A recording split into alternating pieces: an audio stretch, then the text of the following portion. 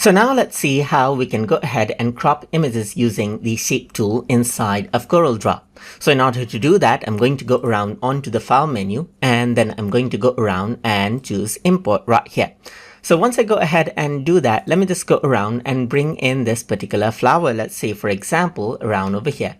So now what you can simply do is you can go around and crop this out utilizing the shape tool that you have right here.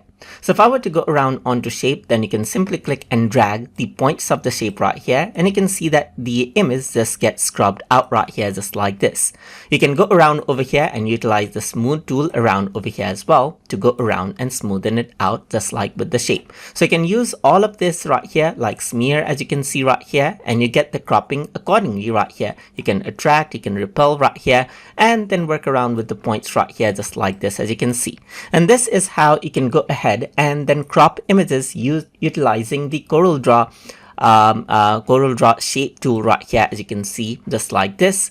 So hope you guys learned something as always, and as always please like, comment, share and subscribe.